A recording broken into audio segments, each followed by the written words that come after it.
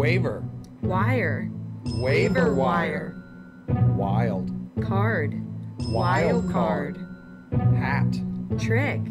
Hat trick. Sock. Soccer. The. Sweat. The sweat. All right, channeling our inner PBS tonight here on The Sweat. Good evening, ladies and gentlemen. Welcome to our DraftKings baby. We've named him The Sweat. We're the lucky parents, Mama Coffield and Papa Emerson. Let's bring in our stepchildren now. Reed Fowler, Alex Ricklin from DK Live, and Ian Harditz of the Action Network, which you can peep right now on Androids and iPhones everywhere. I can confirm Reed would be the redheaded stepchild. Wow. Did you hear, though, guys? It's Waiver Wire Tuesday. A lot of quarterbacks out there who are not owned in many season-long leagues.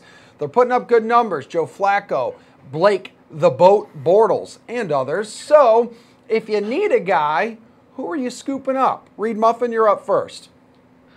Yeah, if you're my stepfather of this show, then I'm definitely going to have dad issues. But if we're not mentioning Bortles, because I do think he's in a good spot, Derek Carr, he's 36% owned. He's going up against the Chargers. The Chargers are averaging 100 on a passer rating to opposing quarterbacks of over 100 so far. And we've seen really without Joey Bosa that they really can't rush the quarterback. And what we've seen from Derek Carr is he has these ebb and flows, these up and down games, but he can produce. The game has to, or the game script has to be where he's passing 30 or 40 times because he's not that efficient. And Marshawn Lynch is playing a lot better. But when you look at this matchup with a pretty high implied game total, you need that filler. If you have, for instance, if you wanted to pick up Jameis and you wanted to wait for week 6, then Derek Carr is someone that I'm looking to pick up just for this week. Ian, what do you and the folks at Action Network think? Flacco, Bortles, Mariota, you heard Reed mention Carr. Yeah, I'm sticking with the boat, like you said, man. I mean, in this matchup against the Chiefs, I just think even though, Keenum missed that easy touchdown at the end of DT last night, it's just proven to be, a defense we should look to target week after week. And when Fournette has been out, not only this season, but 3 games last season, the Jaguars have been just fine. They've been averaging 26.1 points per game in those 7 games. And, Blake does have that upside factor. And in addition to that, he's also got this rushing floor that I don't really think enough people appreciate. Right now, only Cam Newton and Deshaun Watson have more rushing yards among all quarterbacks this year. So I think Blake, he has these down games, but against this terrible of a defense with his floor and ceiling combo, I'm all about it. Alex, is Blake your guy as well here? I mean, he's got to be if you're looking for a streamer. The whole QB market is so weird this year, where the QB 13 so far this season is doing better than QB4 was doing last season on a per-game basis. So if you're streaming, then Blake Bortles is just far and away. I mean, Marcus Mariota gets the Buffalo Bulls boost. But the two of them really are the best streaming options.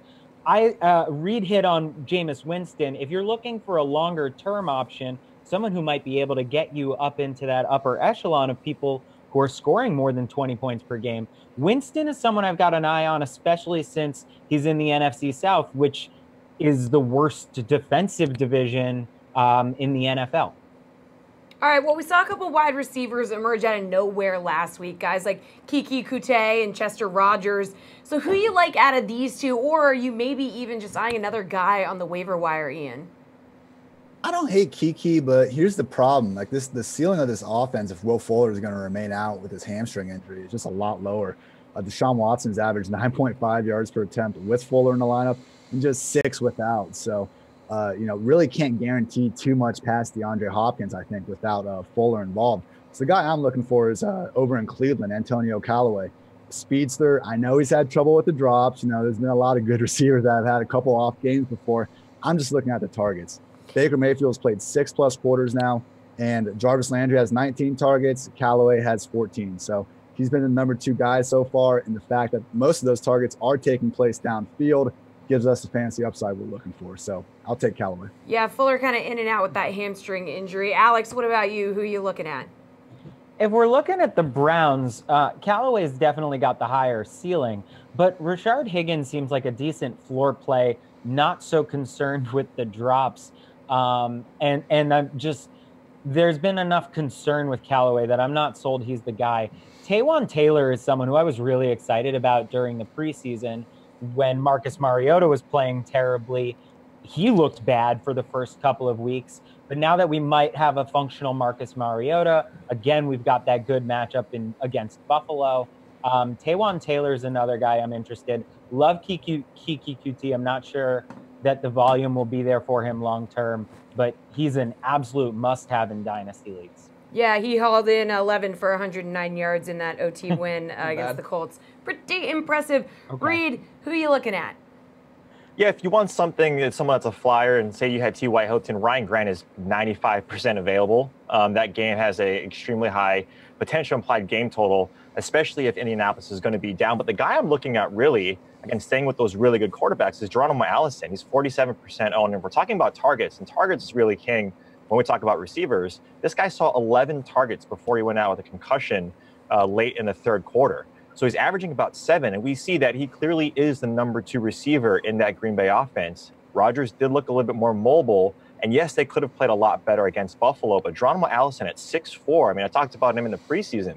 If you get a clear number 2, and we've seen it with Randall Cobb before, when they had Jordy Nelson, that clear number 2 can be a guy that gets you in that top 25 wide receiver conversation. And Geronimo Allison at 47% owned is someone that you could really put in your lineup. Again, you have to wait, right? He's week to week with that concussion, but if he's cleared, I'd be someone to pick him up on the waiver wire.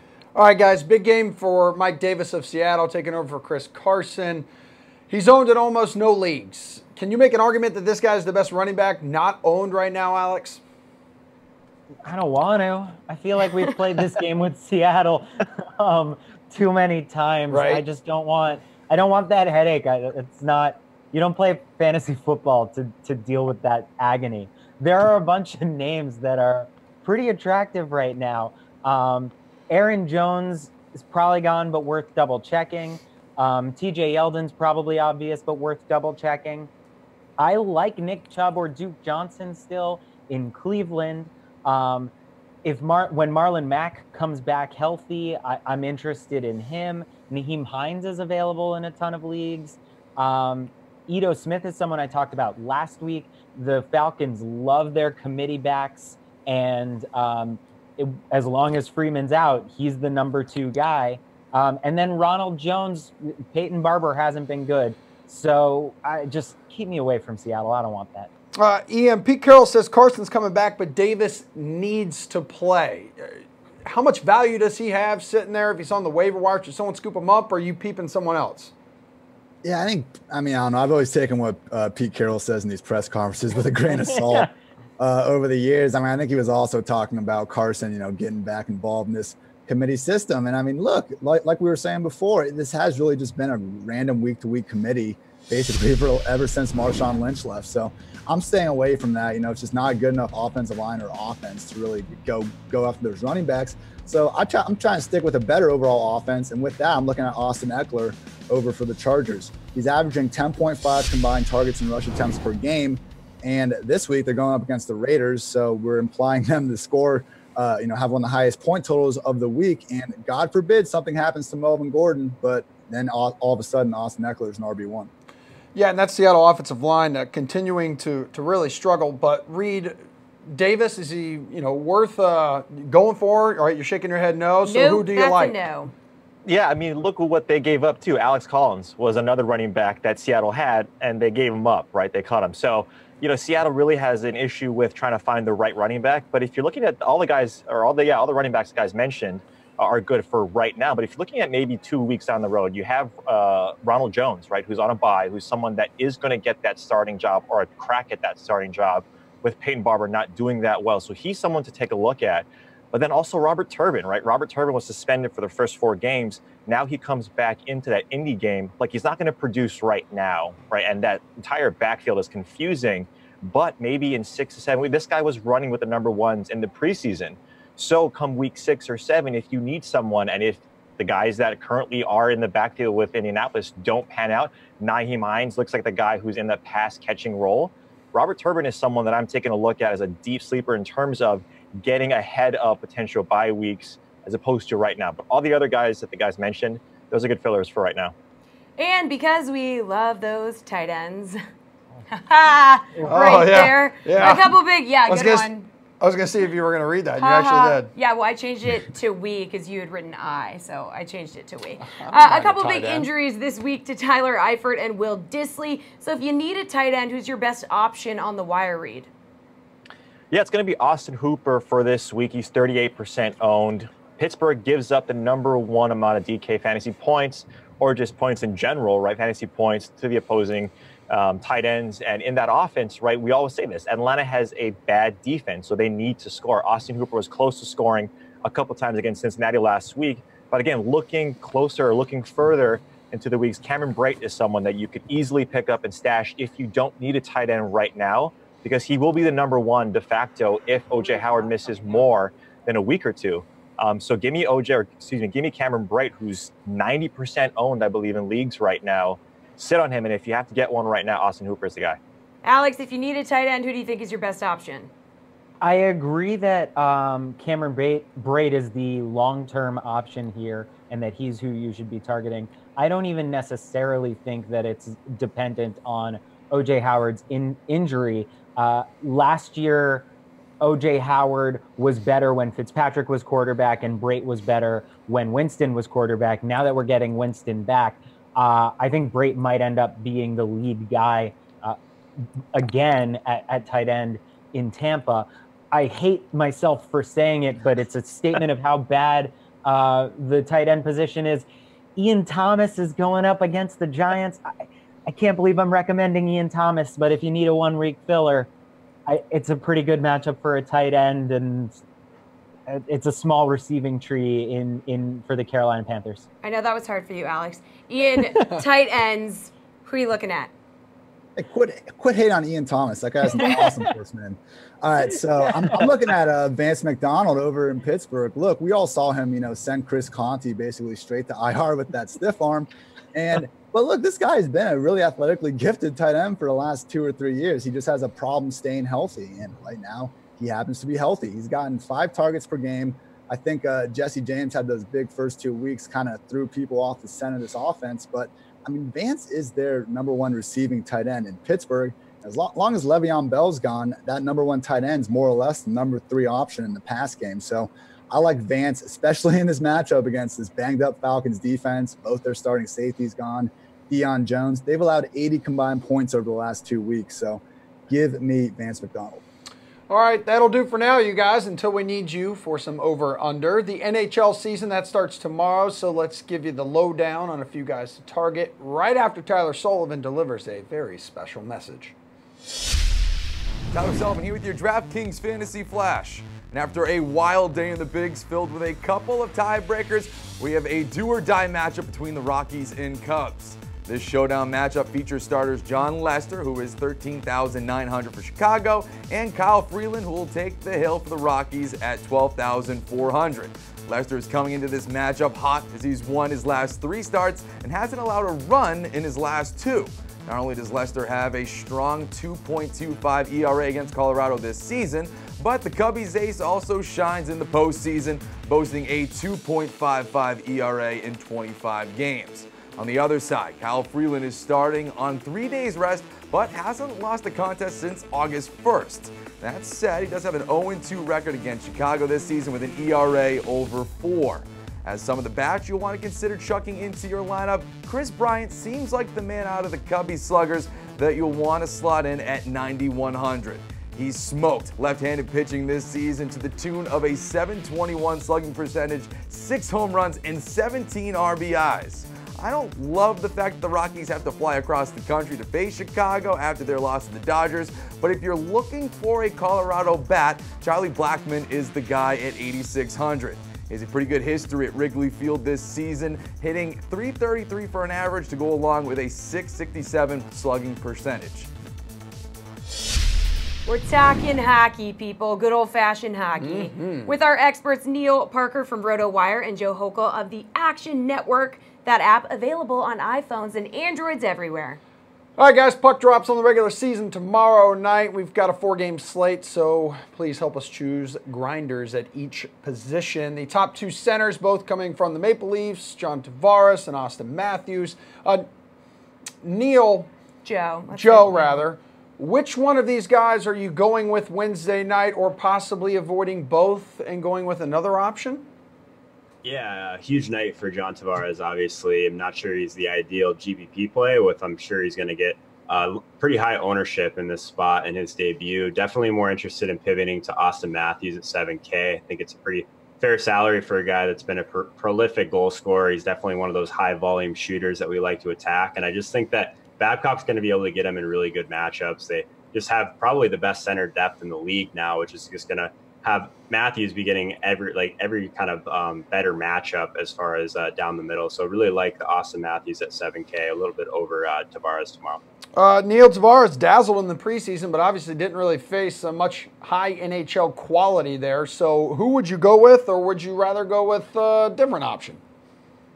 Well, I definitely got to echo everything that Joe just said. It sounds like you've read my DK Playbook article that went up today. High volume shooter, prolific scorer, Austin Matthews. I just love him in this spot. I think he showed really nice chemistry with Tyler Ennis early in the preseason. I mean, obviously that's preseason, but it still matters for something. So just not to completely echo everything Joe said, maybe we look to Logan Couture, number 2 center there for the Sharks. Similar situation where he might find some softer in-game matchups against the Ducks, where the Ducks are without Ryan Kessler. And I think that's a nice spot for Logan Couture on home ice against Anaheim. But I definitely love Matthews and think 7,000 is a really manageable salary to lock him into your lineup.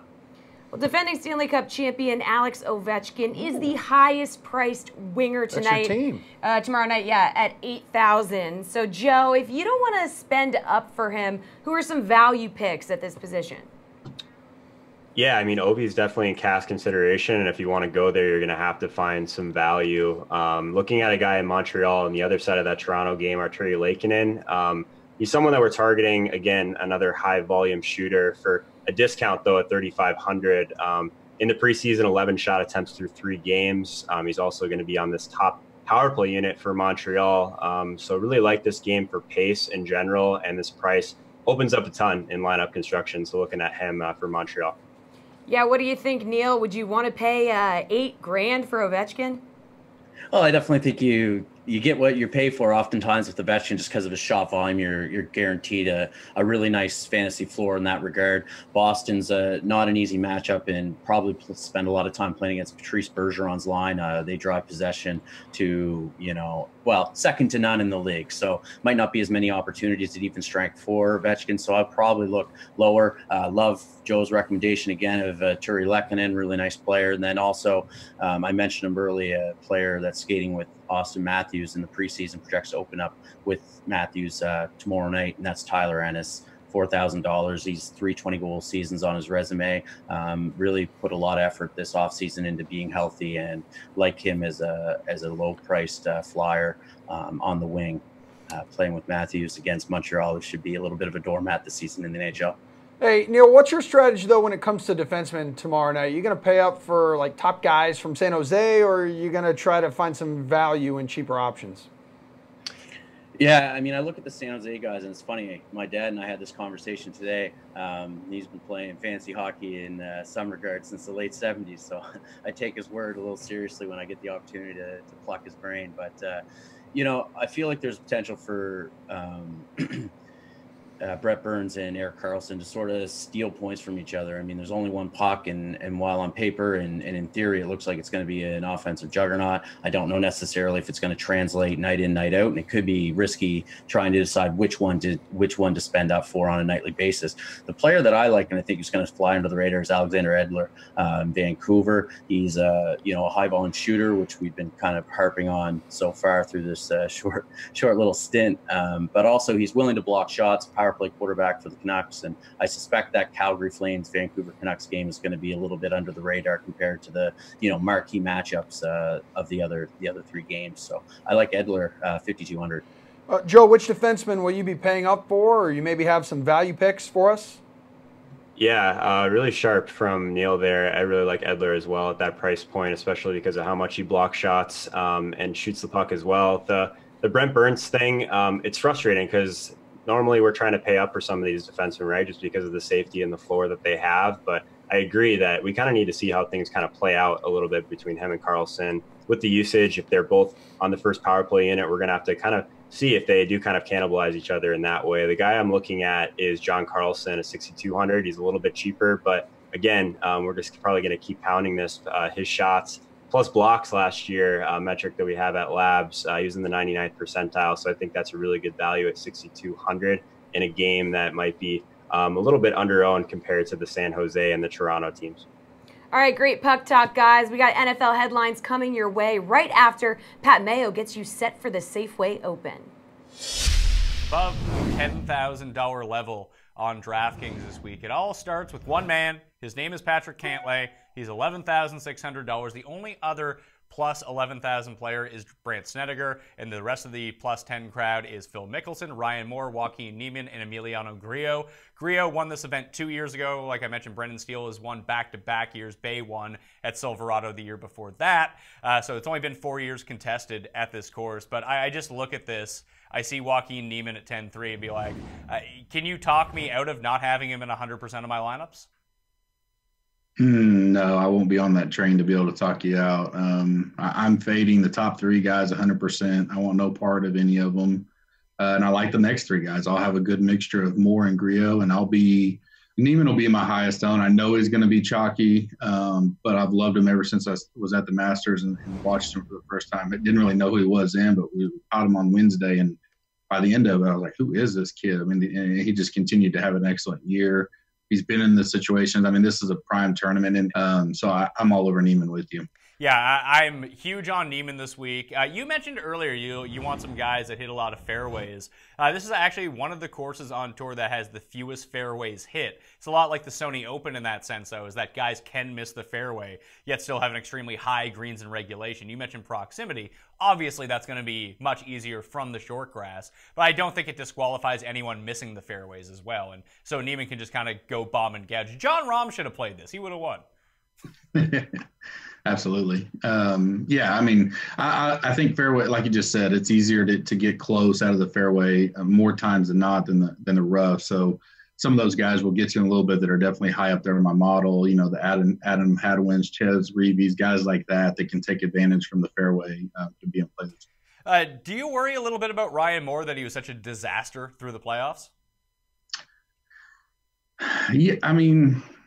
Yeah, I'm honestly not doing a lot of recent form this week. I just think those last 3 weeks are different grind and criteria. And if they're on the bubble, they're taking shots they may not need necessarily in a normal tournament because they got to get under the 70 or the 30.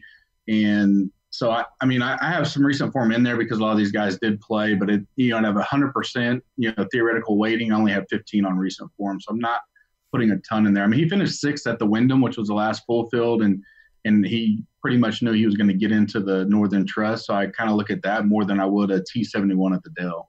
Well, the one thing that he was able to do, and if we go back to approach, he's been gaining through approach through those. He just could not putt. But now you get him back on POA. In 2 starts at this tournament in his career, he's finished 10th. He's finished 17th. So, yeah, I think maybe Niemann, maybe I split that up a little bit more. Maybe I package them together. Do you prefer Moore over Grillo or Grillo over Moore? Grillo. I'm big on Grillo as well. Grillo and Niemann will be my top place here.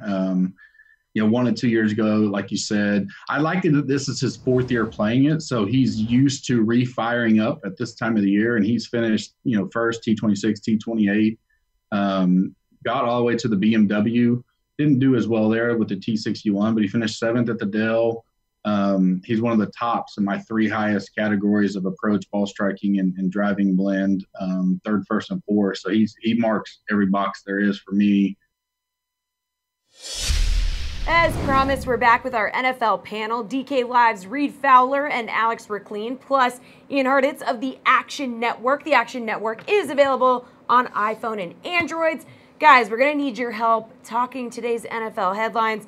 Talk about them, turn them into something we can understand in the fantasy world. So NFL Spin Move, putting a fantasy spin on today's news. All right, Patrick Mahomes just kept rolling with another impressive performance and a comeback win last night against the Broncos defense. However, he faces the daunting, disturbing, and dangerous Jaguars defense in Week 5.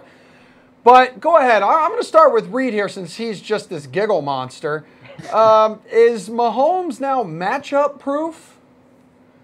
I mean, no, not yet. Right? Jacksonville is the #1 defense. Like, they're #1 against the pass, #1 against tight end, and 7th against the run. So if he does it against the Jaguars, then yeah, I would say that this year he seems to be matchup proof, and really Andy Reid is scheming the right way for Patrick Mahomes. We see what he can do. He's not a legend yet, as we have anointed him, over the first 3 or 4 weeks, but this guy is completing a ton of completions. Obviously has 10+ touchdowns, has gone 3-0. So you look at a guy that's done really well over the past 3 weeks, 4 weeks, but against this team, like, the implied game total is 50.5. So you do like Blake Bortles, right, as a streaming option, because Kansas City's defense is not that good, and that could be also what's attributing to his high production, but not yet.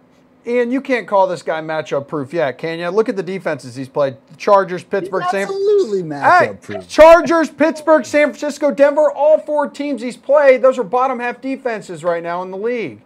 In Denver, by far his worst game of the season. He throws for 300 yards and gets 2 touchdowns. Has he faced a defense like Jacksonville's yet? No. Has Jacksonville faced a quarterback like Patrick Mahomes yet? Let's see. Tom Brady. Tom Brady. Stop. Tom Brady. Go ahead, Ian. Okay, I mean, look, it's obviously a tough matchup, but if you have Mahomes in season long and you even think about sitting him on the bench, I mean, do not. He is your best option here. Even if they get behind early, then we're getting comeback mode Patrick Mahomes, which, we've still barely seen, but from the looks of last night, it can be pretty effective. Additionally, we finally saw him get in the end zone on a rush. He had 22 rushing touchdowns in his last 25 games at Texas Tech. This is a dual threat quarterback. And, I mean, it's a tough matchup. But, look, we've seen Ben Roethlisberger in the Steelers, Jimmy Garoppolo in the 49ers. Teams have put up 40 points on the Jaguars. They're incredible, but with a good scheme and a good coach and, most importantly, a good quarterback, they can be had. Yeah, no one in their right mind is going to bench Patrick Mahomes. But, I mean, Alex, I guess let me present it to you like this. I mean, 31.1 fantasy points per game. I mean, does he hit that mark against the Jaguars defense? No, not even close. I would start Blake Bortles over him this week. He's not even the start in this game. Since the start of 2017, the Jaguars have let 2 quarterbacks top 20 DraftKings points. 2 quarterbacks in what are we at now? 20 games. So what on earth makes us think I am all about Mahomes? He is next. He is it. He is fantastic. This defense is better. And you've got to be crazy to start someone against the Jaguars. If you have Mahomes, you probably have someone else on your roster in a good matchup. I'm not starting him in this week. Oh, Ian, do you have anything you'd like to say to that? Emerson can hardly contain himself in the studio. It's your choice. I will say that that's the type of attitude that we like to see in DFS. So I'm expecting a little bit of reduced ownership, and I'm looking forward to getting all the exposure I can. Yeah, Emerson, please just relax. According to ESPN, you guys, long-lost Le'Veon Bell says he's going to play in Week 8. Reed, what does this mean for his owners and owners of the other Steelers stars like Antonio Brown? Yeah, I just want to mention that we probably weren't able to see that vein that was pulsating out of Emerson's head. I can confirm it was really. Yeah, it was confirmed. Yeah, I'm cool, calm, and collected as always here. No bias towards the Jaguars at ever. For arithmetic purposes, James Conner is going to get a decreased amount of snaps, and it's not going to happen right away, I don't think, because James Conner has proven that he can temper an entire workload that Pittsburgh wants. But at the same time, you look at Antonio Brown, he saw double-digit targets even when Le'Veon Bell is in. The one that I want to sort of talk about is Ben Roethlisberger. When you look at his production or his attempts over the last 2 or 3 years, it's actually increased with Le'Veon Bell in. Obviously, causation, correlation could be because Le'Veon Bell catches a ton of passes out of the backfield. But what's interesting, too, is that Big Ben has been sacked the most this year so far in the first 4 games over the last 2 or 3 years. So you want to say that Big Ben might be more efficient with Bell in. Again, that's not rocket science. Bell is a fantastic player. I don't think it decreases that much right now for a guy like James Conner. I think they do work him in. But towards the end, right, week 9, 10, 11, it's going to be Bell if he is still a Steeler. Yeah, Alex, I mean, James Conner, he had that really strong week 1 showing, but he has just 97 rushing yards in the last 3 weeks combined. Not great. So what does the return of Bell mean? Well, I mean, it probably means that you're not starting Conner. I mean, he's certainly off the radar in DFS if Bell is back. And I'll believe Bell is back when I see it. But, yeah, I mean, it pushes Connor from someone you're almost no hesitation starting to a borderline flex play. RB is really thin this year, so a lot of people are still going to play him. When Bell made his first game back last year after missing the preseason, there was some room for Connor to do well. But I think that Bell's return would be a great thing for Big Ben. I think it would be a great thing for AB and for Juju. I'm a big believer in more talent is better. And this team doesn't go so deep that they've got 8 or 9 targets they've got to distribute to. They've got 3 or 4. And so having an extra threat to distract the defense, I think that helps everyone. Ian, do you agree the return of Bell going to be a good thing for some of these other stars like Antonio Brown? Yeah, absolutely. I know AB's had some nice splits before this year with Bell out, but I think the Ravens just kind of showed the blueprint right now on Sunday night. They sit back, they try to take away the deep stuff to AB and Juju, and you let guys like Ryan Switzer catch all the balls you want underneath. James Conner is a competent receiver. We've seen him have these big games, but it's just so volume-based. It's hard to find a receiving back, obviously, like Le'Veon Bell, where you can take these little 5-yard dump-offs and actually make a chunk play out of it. So I think it'll be good for the entire offense. Yeah, I think there is some concern about if Connor will kind of have a split workload in that first game, Bell's back. But, the Steelers are only going to have now 8 or so games that they know they have Bell probably for the rest of eternity. So I'd expect them to give him the rock as many times as possible. All right, guys, a little tight on time. I need you to be quick on this next one. We got the big man, Rob Gronkowski. Hasn't looked like himself for the last 3 weeks. Been dealing with an ankle injury. The NFL Network saying it's not that big of a deal. He's expected to play on Thursday against the Colts. However, he was not at practice today. So despite the injury, should Gronk owners feel good about playing him this Thursday against Indianapolis? Alex? Nope. Edelman is back, which cuts into his targets, and the Colts have only allowed 3 tight ends to top 13 DraftKings points since the start of 2017. Reed, would you roster this guy maybe in Showdown on Thursday night? Probably not. I agree with Alex there in that regard. But if you look at the Colts as well, though, they haven't really played a tight end of Gronk's caliber. I think Edelman actually helps Gronk open up some of those under routes that the receiver would usually take. So I would play him because what's the other option? That's a great question. Ian? Gronk has 7 career touchdowns in 6 games against Indy. So, I like his history there. And like Reed said, the return of Edelman and also the integration of Josh Gordon is only going to help Gronk. Because, look, last year, at least they had Brandon Cooks, Danny Amendola, guys you got to at least respect and can win one-on-one coverage. This year it's been Chris Hogan and Philip Dorsett who, all right, you're going to focus on Gronk in that scenario. So I think just this better offense is going to help free up Gronk for the rest of the year.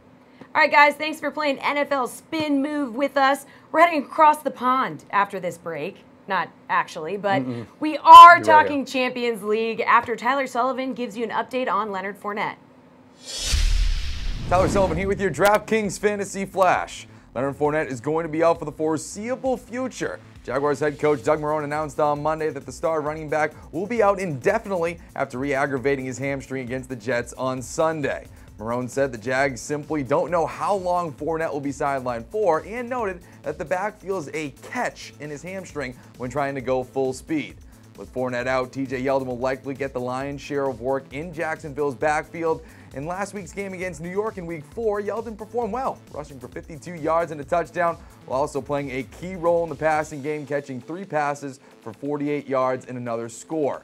He's 5,600 for the Week 5 slate and is going against the Chiefs defense that just allowed 159 yards on the ground and a 7.2 yards per carry average and 2 touchdowns on Monday Night Football. Given their holes on defense in the running game and Yeldon serving as the only viable option in Jacksonville's backfield, the back seems primed for a big outing in Week 5 and going forward for however long Leonard is out. Welcome back to the sweat. We're not actually sweating, though, because RotoWire's Jordan Cooper and AJ Scholes are here to help us figure out who to roster for tomorrow's 6-game slate in the Champions League. Jordan, we'll start with you. Who is your pick up top at forward? Well, tomorrow we got Messi, and whether or not you play him, there's still a second forward spot you need to fill. I think the best bet is to go to the Netherlands and take Chucky Lozano, Chucky Lozano from Mexico. plays for PSV. We normally see in these interleague slates where Lozano is 10K because he's pretty much the fulcrum of the entire team. He has a set piece majority, and this should be PSV's easiest game. They are the 4th seed in their group, so they are a small home underdog. But with the other forward options in the lower end not really very appealing, I think even if you do or do not play Messi in the Tottenham-Barcelona game, I think the best bet is go to Lozano and PSV. AJ, you picking up what Jordan's putting down? A little bit. I'm going to skip and fade Messi for this one. I'm going to go with Anton Griezmann. I think these are your two options at the top. Griezmann's going to save you about $900 to go that route. Another option, if you're looking further down, like Jordan said, is Liverpool's Roberto Firmino. I think he offers decent value at 7,300. The nice part about him is you might see a little bit of lower ownership. People might be scared off about the fact that in their last UCL contest, he came off the bench, but he's played the full 90 in the last 3 Liverpool matches in the EPL, and he'll be right back in that starting 11. A lot of options to choose from. Who are you taking in the midfield, AJ? Well, for me, I think the two options are Atletico Madrid's either Lamar or Koch. I think they'll split the set pieces here, and so for me, they're kind of the top 2 guys. I like Koch in this instance. He's a little bit cheaper at 6,800. And I think, you're looking at a guy who's had an assist against Monaco, 5 crosses, 2 corners, a pair of tackles. Obviously, the concern is that he has just 1 shot in his last 3 La Liga contests. But for me, at that price point, I think he's a must for your lineup. Jordan, what do you think about the midfield? Well, Koke is a great option for your cash lineups, but probably doesn't have the upside to win a GPP. But if you're going to try to squeeze in Messi, even if you're going to try to even squeeze in Messi and Griezmann together, you're going to need a low-level midfield player, and I think you look at Galatasaray. I know they're traveling nearly 4,000 kilometers to Portugal to play, but they are an attacking side. And with Akbaba breaking his toe over the weekend, he's going to be out till November. So depending on the starting 11, you're going to look for either Yunus Belanda at 4,000 or Sofiane Fuguli at 4,900. They may either share or take a majority of their set pieces in a game that they should be competitive enough that it'll provide you enough value so you could pay up for the goal scorers up top. Jordan, who should people pay up for in the defenders department? Defender is the easiest play on the board. Anytime you see Porto on the slate and they're not playing like a Barcelona or Real Madrid or some big team, you plug in Alex Telles, 5,900. He's defender eligible. He takes a set-piece monopoly for his team. If it wasn't for the penalty he missed last time out, he would have put up a monster score. The only reason you'd fade him in GPP is for ownership reasons, and hopefully he busts. But if he's in your cash games, for sure, number 1 person in, and even in GPP, he could put up a 25-point score by himself. Easy decision for you to make as well, AJ? Absolutely. I mean, Telles is the option to go with. Just to give you another look, Kieran Trippier for Tottenham has 48 crosses, 12 chances created, and 20 corners in 6 EPL contests. He'll come in at 5,500. The concern there is he was left out of the squad for their last Champions League match, so you'll want to monitor that. But Telles is the right call. Absolutely, Jordan's on that. But just to give you another look, Kieran Trippier for Tottenham is my route. Sweet. All right, before we let you guys go, we need to get your slate-approved picks. Who is your must roster for this slate, Jordan? Well, 2 things. One, my slate-approved lock is that Lionel Messi will not be in the $11 GPP game-winning lineup. But the lock, Club Brugge from Belgium has never won an away match in Champions League play. If you want the safest 10, maybe 12 points that you could ever get, Jan Oblak, the goalkeeper for Atletico, is 6,000. I know you're paying up, but just it's the equivalent of a goal. So just put him in your lineup, and it's going to be a 2-0, 3-0 route for Atletico there. AJ, who's the no-brainer for you? Well, I'll go back to Alex Telles. He was my no-brainer right off the start, my slate-approved lock. As Jordan mentioned, he's going to take most of their set pieces, had 7 crosses, 3 corners against Schalke last time out, and should see similar production this time around. I think you'd be foolish not to put him in, even though he's the top-priced defender on DraftKings. All right, really good stuff, you guys. We're playing over-under after the break with our NFL panel. In the meantime, here is Pat Mayo talking running backs and the return of Mark Ingram. Injuries that happened yesterday, and ones that we've been tracking, the important ones that really affect Week 5. Joe Mixon missed Week 4. It does look like he is going to return in Week 5, though. Leonard Fournette exited the game. He is questionable for Week 5. I don't think he plays. As will be reflected in my rankings, I don't think he's going to play. And if he plays, like, how often is he going to get on the football field like yesterday? Yeah, how effective is he going to Devonta Freeman, his knee is expected to return next week. He's less of a lock than Mixon is to come back. Mixon almost played this week. Chris Carson, we don't even know. He's dealing with a hip injury. He could be back next week. He might not be. I would expect that if he was close this week, he's probably back next week. Yeah. Marlon Mack, we don't know. Yeah. Robert Turbin is returning from suspension in that regard. Darren Sproles with his hamstring missed Week 4. No clue if he's going to play. Corey Clement with his quad. No clue if he's going to play. So that's sort of the injury report. Mark Ingram we'll get to in a second. That awful Mark Ingram. Man, he's going to come back and ruin everything. I'm glad you're here to have an objective opinion on Mark Ingram. I feel like I hate him just as much as you because I own so much Kamara, like in dynasty formats from last year, like as a late pick. And this guy's on pace for like 24 touchdowns and almost 3,000 yards. Like, go away, Ingram. Yeah, just stay away. And like Michael Thomas sets records, like the most catches ever through 4 weeks of the season. Like I think he's had like 4 drops, not even drops. Like he's connected on, I think 42 of his 46 targets or something. Like it's just, oh man, those two are unbelievable. And Ingram's going to come in and he's going to cut into Breeze too. Because Breeze has always been a red zone passing back. Like, Kamara has over 30 red zone opportunities. That's almost unheard of at this point of the season, especially for, like, a running back who's getting involved through the air that way as well. And now Breeze is going to come in and, like, Ingram's going to get some touches in the red zone. That's what happened last year. I mean, the one... If we think back to last year, the Saints defense was a lot better. Now, was the Saints defense a lot better because they were able to effectively run the ball and shorten a lot of these games because they were running the ball more? Now they're less effective on the ground and just grinding it every single play.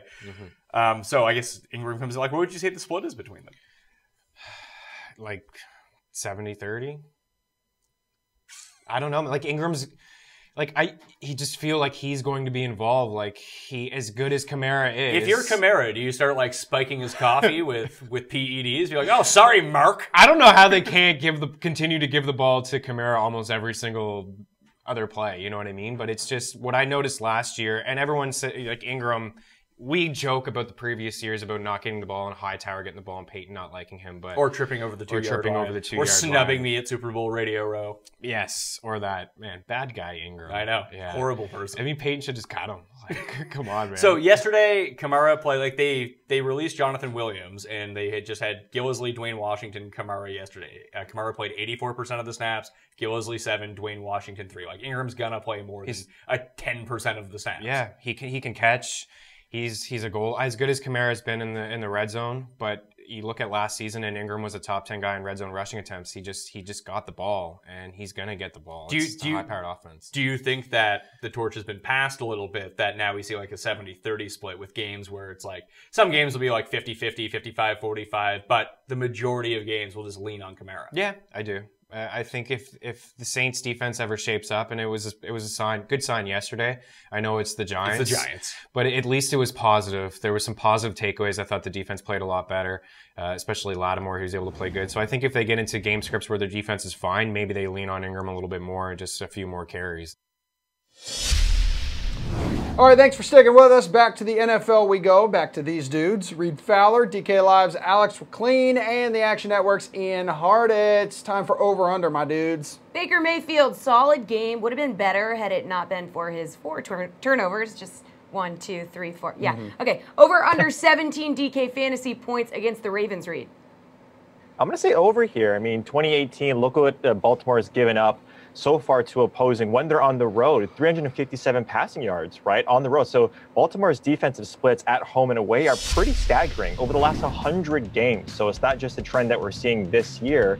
They also give up 100 more yards to that home team when they're on the road. So their defense hasn't really yet figured out those away games. Like CJ Mosley is back, so you would think that run defense is a little more stout, but that pass defense, like Oakland just put up 465 passing yards and put up a 40 spot on these guys.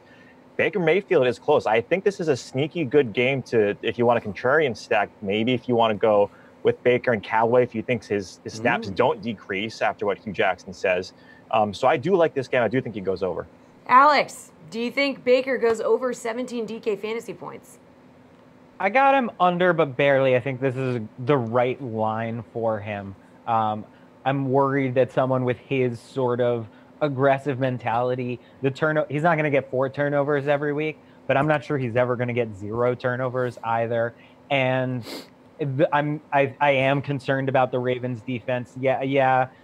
Reed's points about the home away split are legitimate, but I tend not to buy that much into home and away splits, even if they exist over a long period of time like that. Ian, what do you think about Baker?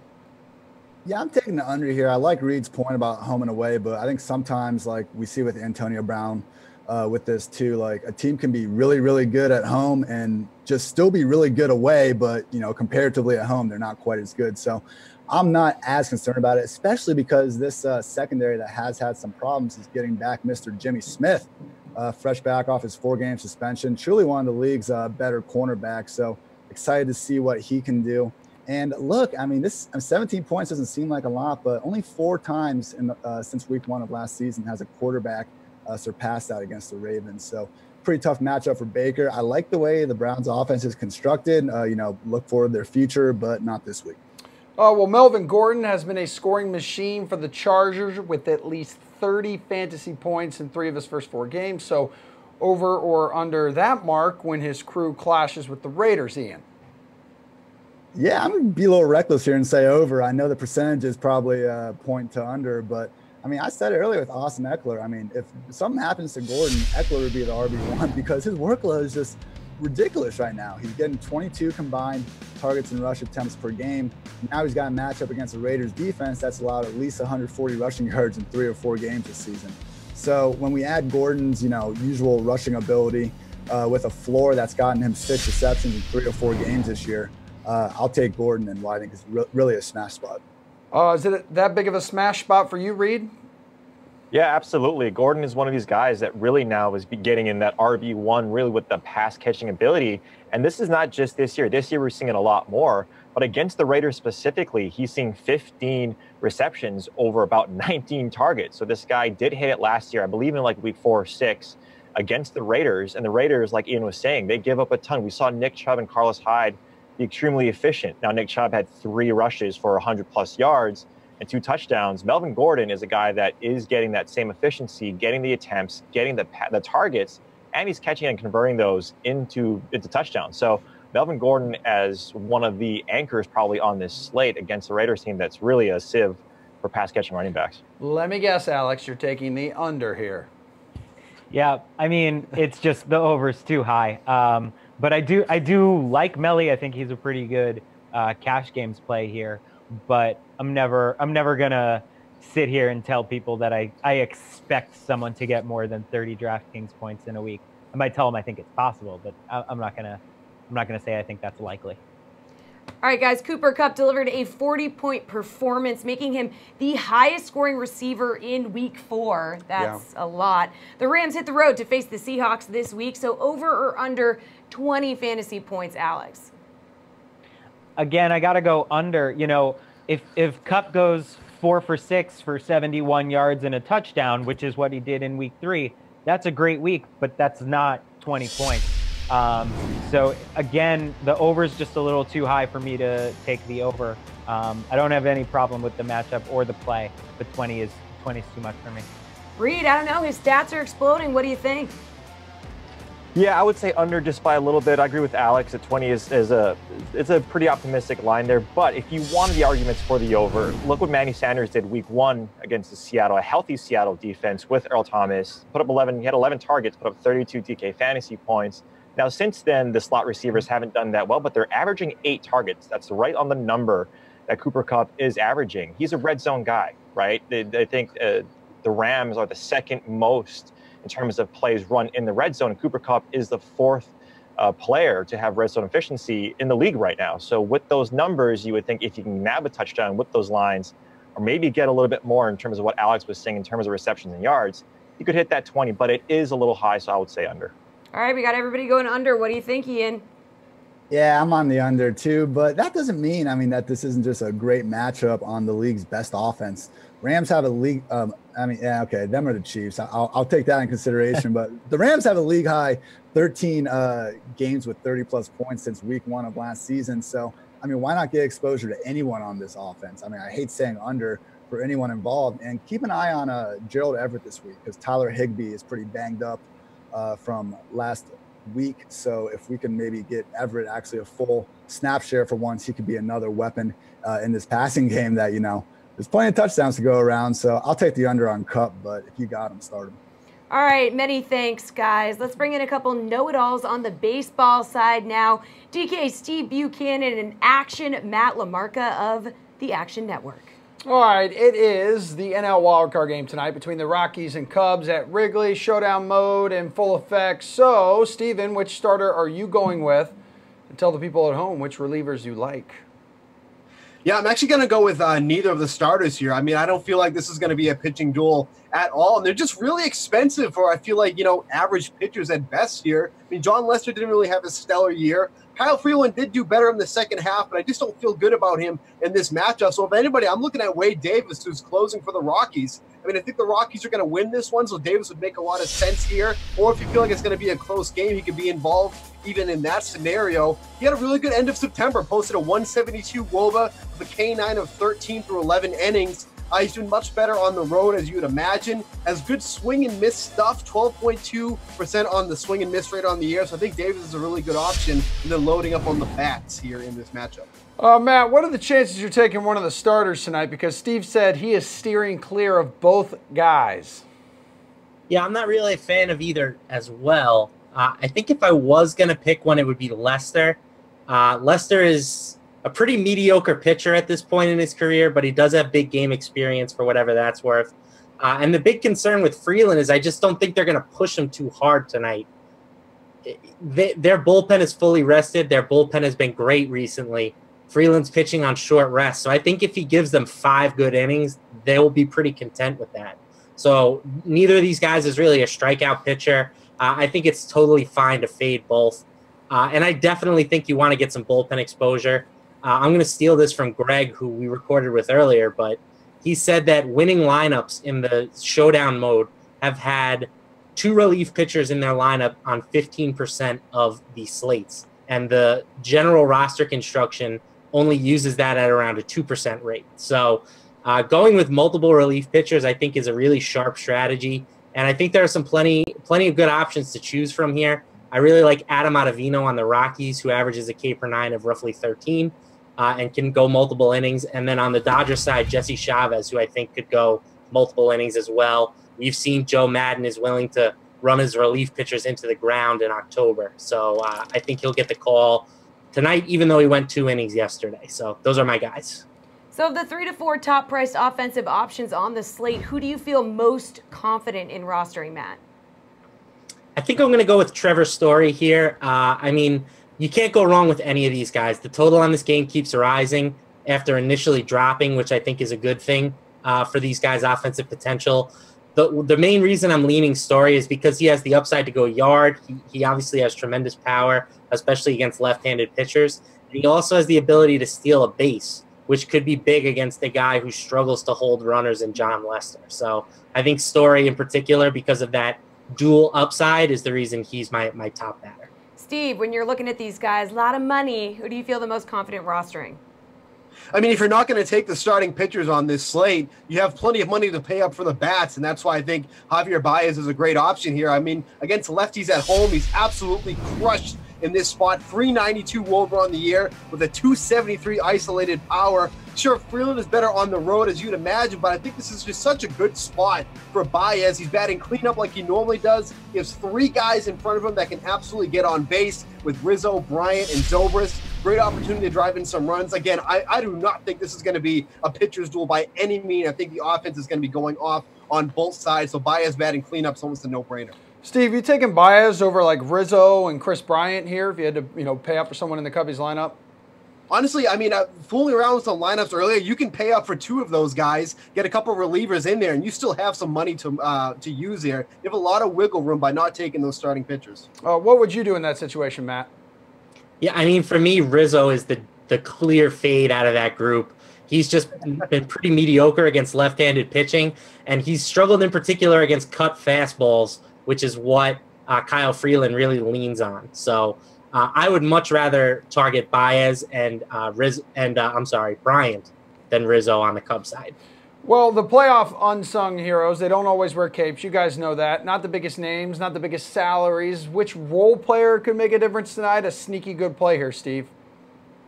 Honestly, I'm just going to go with Matt Holliday just because I want the story. Like, here he comes. He didn't have a team the entire year. Then he comes back and becomes a playoff hero. Like, that would just be the cherry on top to his career. And he's only 5,300 tonight. I mean, his usual power numbers against lefties haven't been there, but we're talking about a 25-game sample that he had during the regular season. In 32 at-bats against lefties since he's returned, he did have a 387 WOBA, except the power wasn't there.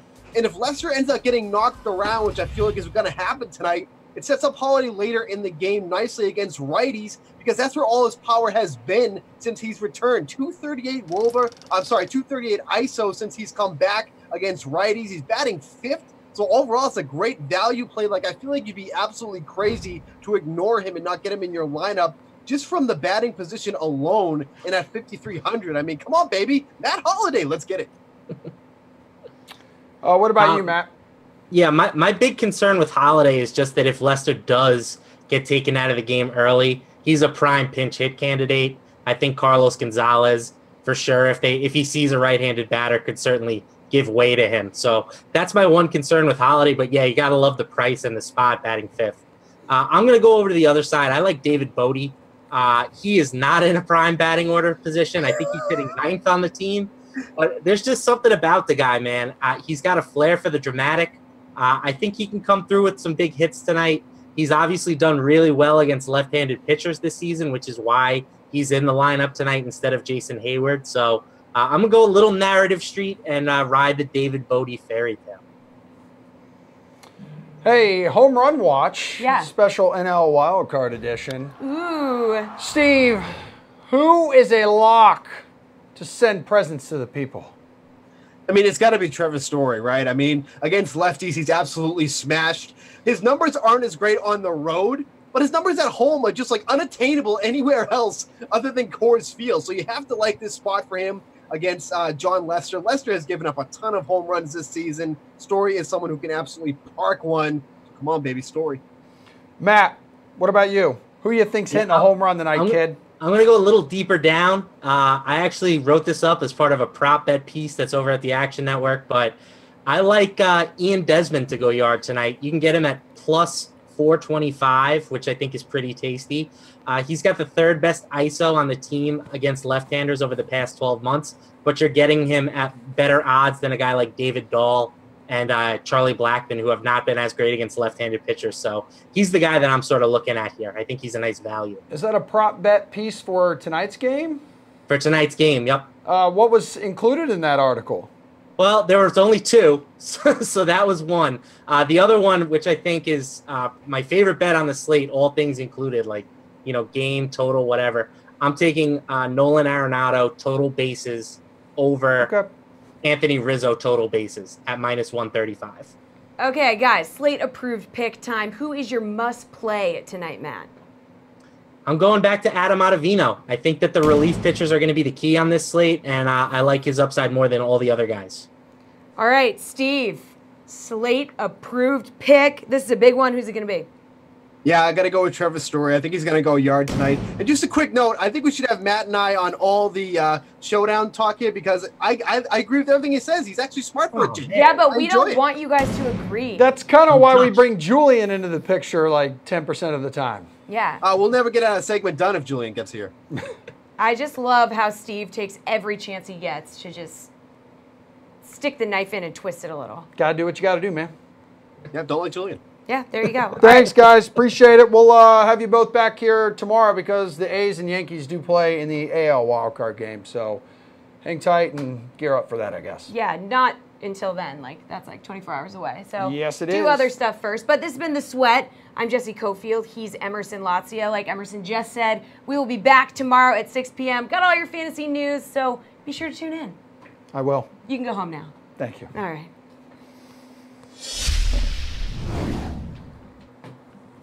Sorry, I didn't even think about the prop bet question. It's okay. No, it's not. Go. Well, it's like, why the fuck do we have 9? Like, why are we coming into that segment? We have fucking like 8 minutes. Like, there were other football questions that we could have gotten in there.